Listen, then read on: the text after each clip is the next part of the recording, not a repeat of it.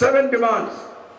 1 নম্বর demand, ছাত্র জনতার বিপ্লবে আহতদের দেশে ও বিদেশে যথাযথ চিকিৎসা এবং পুনর্বাসনের জন্য অনতিবিলম্বে একটি কমিটি গঠন করতে হবে। আমি ইউনূস সরকারকে আমার অভিজ্ঞতা থেকে একটা সাজেশন দিতে চাই, নেয়া না নেয়া ডক্টর ইউনূসের ব্যাপার। এই কমিটিটা 4 জন ব্যক্তির সমন্বয়ে আপনি করেন। 1 নম্বর ব্যক্তি স্বাস্থ্য উপদেষ্টা।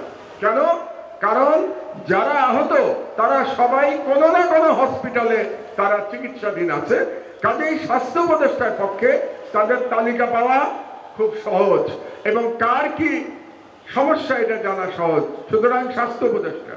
2 নম্বর অর্থ উপদেষ্টা ডক্টর সালাউদ্দিন, কারণ তাদের দেশে বিদেশে চিকিৎসা এবং পুনর্বাসনের জন্য টাকা লাগবে, সেই টাকার বিষয়টা অর্থ মন্ত্রণালয়কে দেখতে হবে, কাজে কোঅর্ডিনেশনের জন্য অর্থমন্ত্রী লাগবে।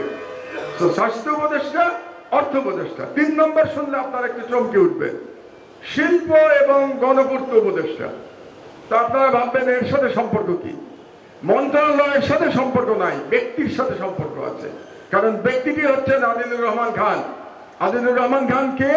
তিনি একজন মানবাধিকার কর্মী, তিনি আন্তর্জাতিকভাবে সমাদৃত একজন মানবাধিকার কর্মী।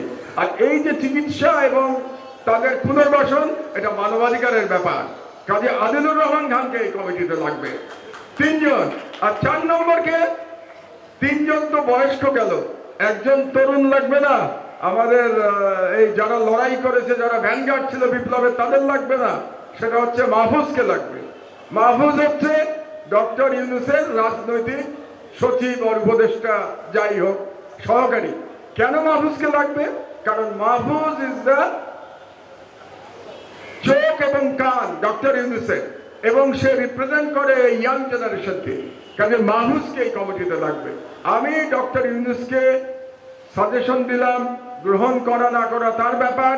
এই 4 জনের সমন্বয়ে আপনি অনতিবিলম্বে একটা কমিটি গঠন করে দেন। 2 নম্বর, বাংলাদেশ ছাত্রলীগকে অনতিবিলম্বে এই সপ্তাহের মধ্যে একটি সন্ত্রাসী সংগঠন ঘোষণা করে বেআইনি ঘোষণা করতে হবে, নিষিদ্ধ করতে হবে। বাংলাদেশে গত 16 বছরে যত সন্ত্রাসী কর্মকাণ্ড ঘটেছে তার জন্য একতরফাভাবে বাংলাদেশ ছাত্রলীগ দায়ী। আর এই যে ছাত্র জনতার বিপ্লবে হাজার হাজার ছেলে মেয়েকে হত্যা করা হয়েছে, আবু সাইদকে হত্যা করা হয়েছে, মুগ্ধকে হত্যা করা হয়েছে, এই হত্যাকারীর মধ্যে পুলিশ ছিল এবং ছাত্রলীগের গুন্ডা বাহিনী ছিল। কাজেই ছাত্রলীগকে আমরা এই অনুষ্ঠান থেকে, আমার দেশ পরিবারের পক্ষ থেকে এবং সাংবাদিক সমাজের পক্ষ থেকে এই সরকারকে আমরা 7 দিনের আলটিমেটাম দিচ্ছি। 7 দিনের মধ্যে ছাত্রলীগকে সন্ত্রাসী সংগঠন করে নিষিদ্ধ ঘোষণা করতে হবে, অন্যথায় আমি সাংবাদিক সমাজকে মাঠে সাথে নিয়ে আমরা রাজপথে আন্দোলন শুরু করব এই অ্যাকশন নেওয়ার জন্য।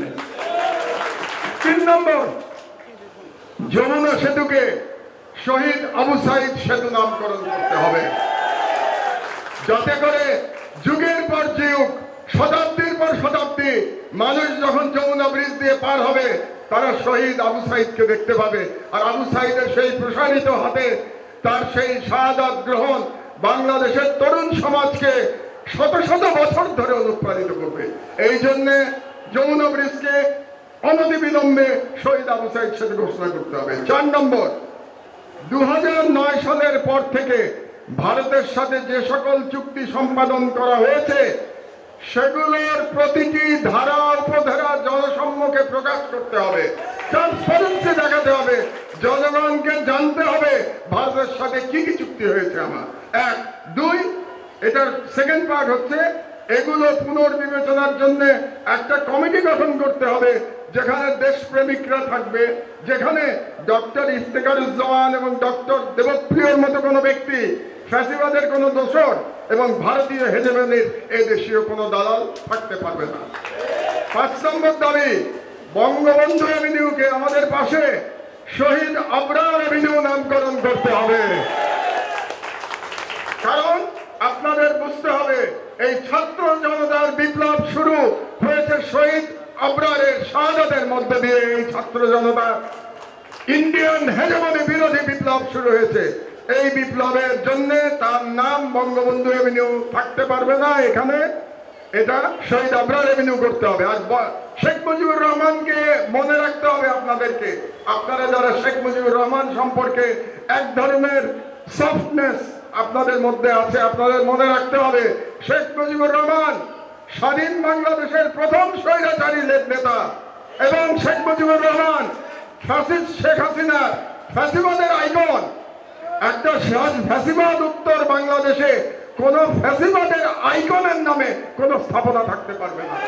পরিষ্কার কথা আমাদের, শেখ মুজিবুর রহমানকে আমরা ফ্যাসিবাদের আইকন হিসাবেই দেখি, এবং এর জন্য যদি কেউ দায়ী থাকে সে শেখ হাসিনা নিজে দায়ী, কারণ 16 বছর ধরে সে শেখ মুজিবকে সর্বত্র ফ্যাসিবাদের আইকন হিসাবে প্রতিষ্ঠিত করেছে।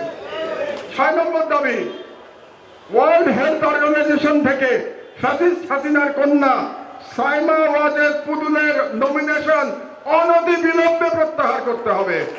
কারণ এই পুতুলকে নমিনেশন দেয়া হয়েছিল জালিয়াতির মাধ্যমে প্রথমত, আর দ্বিতীয়ত অনেকে বলে থাকেন যে এটা তো ওয়ার্ল্ড হেলথ অর্গানাইজেশনের ব্যাপার, আমরা যদি নমিনেশন উইথড্র করি তাহলেও হয়তো তারা তার পদ থেকে সরাবে না, কিন্তু সেটা ভিন্ন প্রসঙ্গ। ওয়ার্ল্ড হেলথ অর্গানাইজেশন সরাবে কি সরাবে না এটা তাদের ব্যাপার, কিন্তু আপনি সরকার, এই বিপ্লবোত্তর ডক্টর ইউনূসের সরকার, আপনাকে সিগন্যাল দিতে হবে, মেসেজ দিতে হবে, এটাকে আপনাকে মেসেজ হিসাবে ধরতে হবে যে বাংলাদেশ সরকার পুতুলের নমিনেশন WHO তে প্রত্যাহার করে দিয়েছে। এটা হচ্ছে আমার 6 নম্বর দাবি। নাম্বার 7, আমি এবার জেলে গিয়ে 2 জন ব্যক্তি যারা জেলে মারা গেছেন তাদের মৃত্যু নিয়ে এই 5 দিনে অনেক কথা শুনে এসেছি।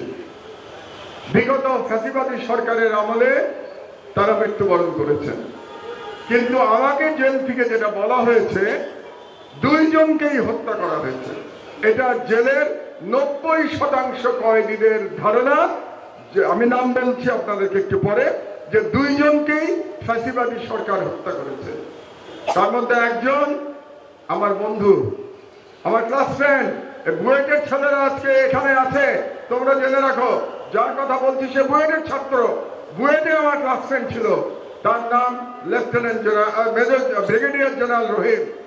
ব্রিগেডিয়ার জেনারেল রহিম জেলে বন্দী ছিল 10 লাখ অস্ত্র মামলা এবং 21শে আগস্ট গ্রেনেড হামলার মামলায়, এবং তাকে বলা হয়েছে সে হার্ট অ্যাটাক করে মারা গেছে, কিন্তু আমাকে বলা হচ্ছে যে তার হার্ট অ্যাটাক হয়েছিল, তারপরে তার চিকিৎসা করা হয়নি। এখানে ডাক্তার একজন বসে আছে, ডাক্তার সালাউদ্দিন, তাকে যখন আইসিইউতে নিয়ে গেছে, আইসিইউ এর বিদ্যুৎ বন্ধ করে দেওয়া হয়েছিল, পাওয়ার ছিল না আইসিইউতে, কোনো ইলেকট্রিসিটি ছিল না, 2 থেকে 3 ঘন্টা ইলেকট্রিসিটি ছিল না।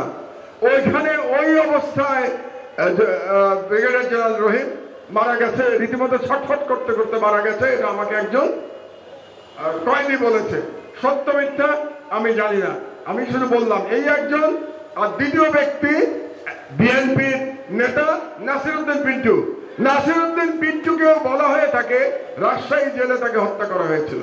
কাজেই এই সরকারের কাছে আমার 7 নম্বর দাবি, আপিল বিভাগের একজন বিচারপতির নেতৃত্বে একটা বিচার বিভাগীয় কমিটি করতে হবে, তদন্ত কমিটি।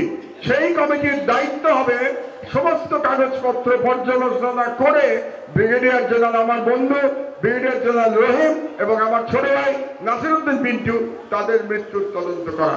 এই 7টি দাবি আজকে আপনাদের এই অনুষ্ঠান থেকে জনগণের পক্ষ থেকে আমি সরকারের কাছে বললাম। আমরা এই সরকারকে কিন্তু সহযোগিতা করতে চাই, আমি বারে বারে বলছি।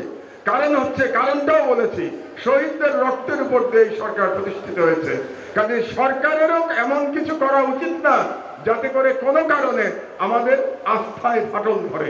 আমি আশা করতে চাই ডক্টর ইউনূসের সরকার সফলভাবে তাদের সকল দায়িত্ব শেষ করে দায়িত্ব ইলেক্টেড গভর্নমেন্টের কাছে দিয়ে তারা চলে যাবেন, আমরা আশা করছি।